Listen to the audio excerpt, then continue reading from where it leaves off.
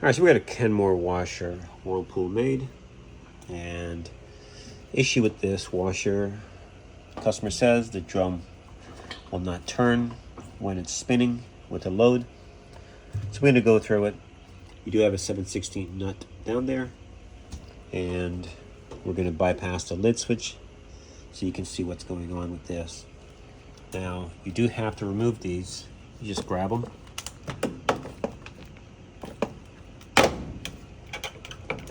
Gentle. Phillips. And you pull this.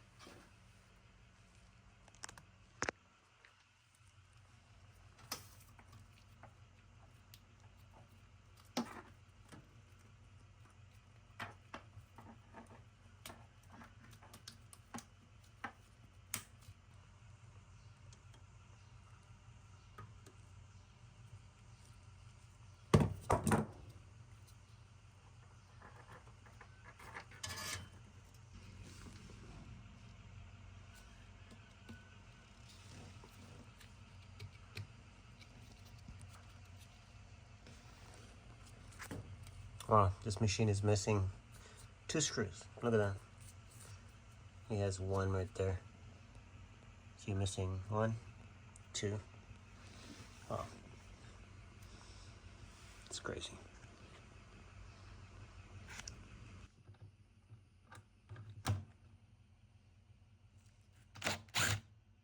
Wow, slim and tight.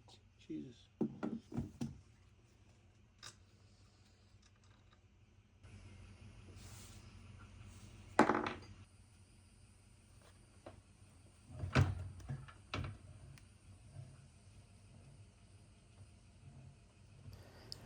All right, so we're taking the transmission out. Use 2 hands. It's a lot easier. It's pretty heavy, and you don't want it to drop or damage your floor. So be mindful of that.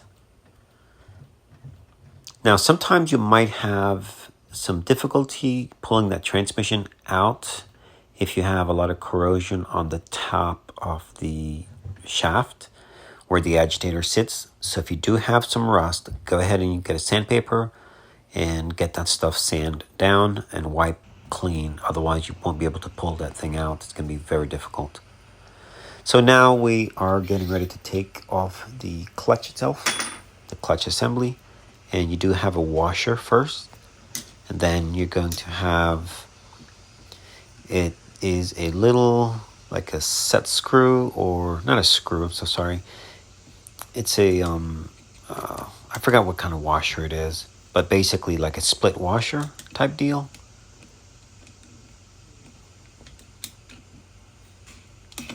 All you need is a flat blade screwdriver to work it off. There it is. And there's a little groove, or yeah, 2 grooves right into the transmission shaft, and that holds down that spring.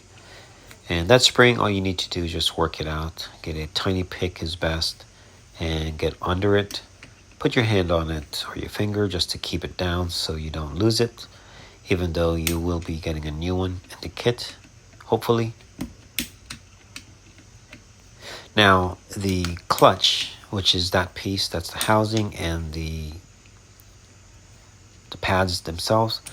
As you can see shortly, when the old one is removed, you can see how it was slipping.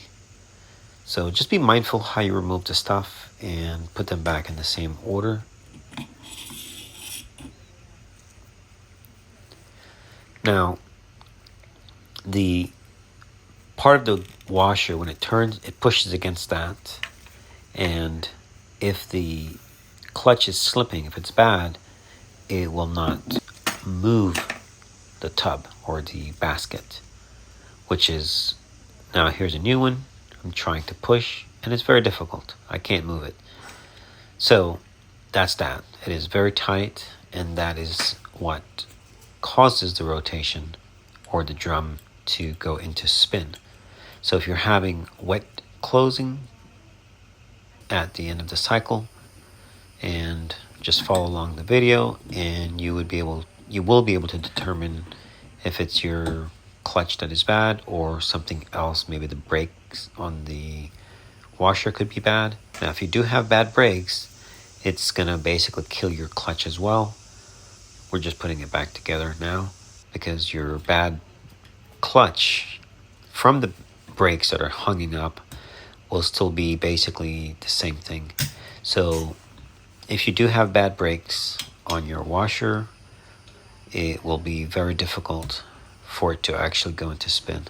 In fact, if you have a lock-up situation where your brakes are not smooth, that's when your washer is very difficult when it goes into a spin. But when it comes to a stop, it's a very sudden stop, and that is very violent.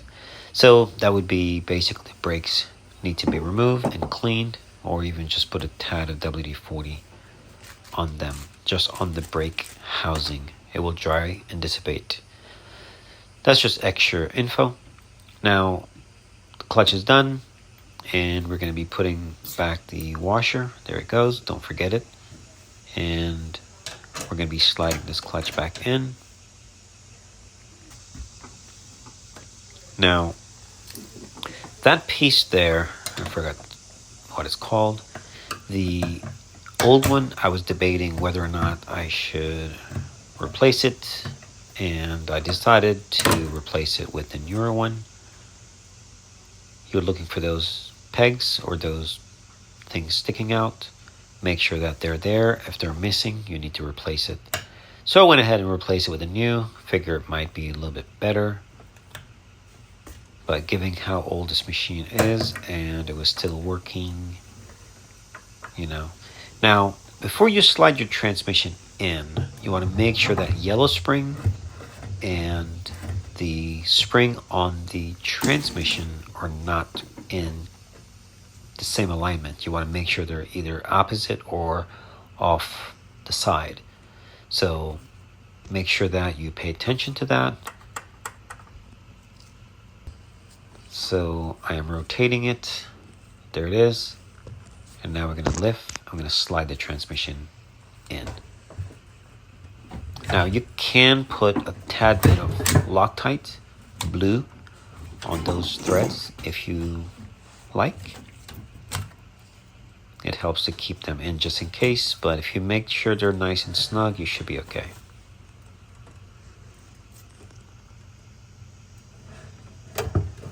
Trying to give you a good angle here.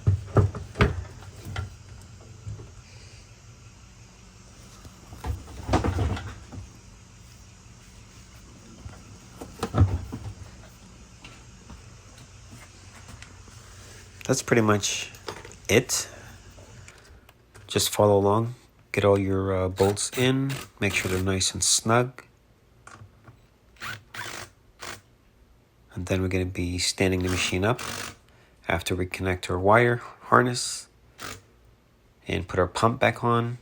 Now that clip had, the wire was out of it, so you want to make sure you remove the piece with the wire and everybody intact.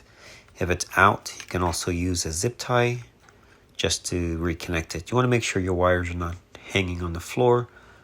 It's not good. They can get grabbed up or they can get damaged. So once you connect back your connectors, time to put the pump on. Now sometimes if the motor was moved, the shaft on the motor, you can rotate the coupling and your motor will just fall right into place, just in case.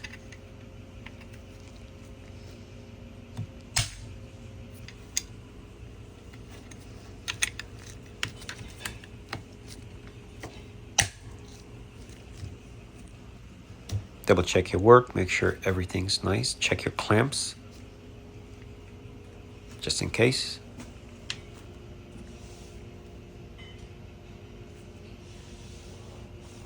All right, getting ready to stand this machine up. By the way, your drain hose, when you lay it down, make sure that you elevate it so you don't have any water leaking. And I'll do a quick clean here for the customer. All right, nice and clean. 98%.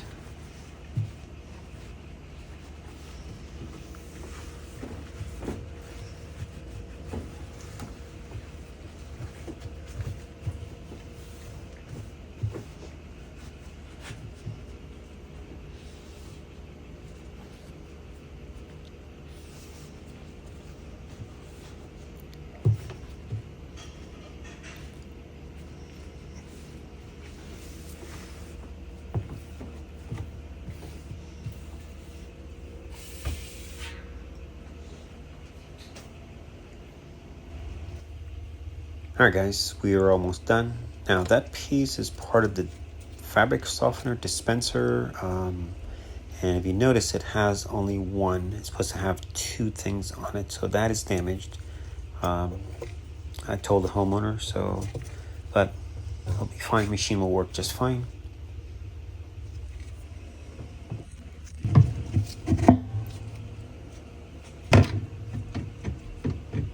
Alright guys, gonna follow along and enjoy the rest of the video. I want to point something out. When you put your cover or your cabinet back on, make sure you pay attention to the end of the video and you'll see the holes at the base of these washers. Now, I'm checking the washer right now. We just got it fixed and look how strong it is. Very strong. I couldn't grab it. Working excellent. Now, the cabinet, when you go to put your cabinet on, make sure you check your holes, and I will show it. Don't forget to take off your jumper and just make sure that you check your holes on the washer. And those pins, make sure they're upright. If they're broken or bent, straighten them, because those are what actually keep your cabinet to the base of the washer. There they are. And if they're bent, you can just use a flat blade screwdriver, get in and straighten them. Go ahead and clean the stuff out if you have crap on your washer at the base, so that you can actually see the holes.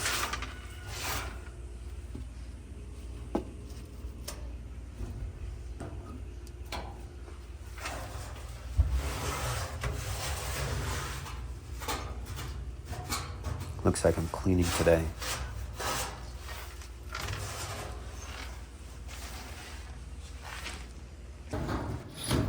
All right, as you can see, I tilted it pretty far back. So the front went in first, and then you lower the back. And of course, those holes are actually grabbing the base of the cabinet and holding it down. And now you make sure your back is aligned and everything is straight. Then you can put your pin or your latch. You might need 2 hands. So you got to push down sometimes to make sure the base of the cabinet is down.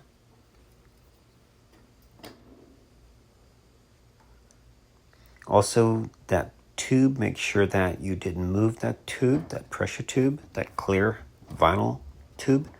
If you did, make sure you check it. You do not want to get that pinched. If that hose is pinched, you can have an overflow situation, so be mindful of that. Don't forget to plug your lid switch in, otherwise your washer will not spin or will not wash actually. You'll get water, but it won't do anything. Alright guys, enjoy the rest of the video. All we have left now, put the cover on, put the 2 Phillips screws in, secure the drain hose, turn water back on, check for leaks, and secure with a zip tie. And I think that's it. Put your caps on the end. Just be mindful, don't break them. And that's it. Alright guys, thanks for watching.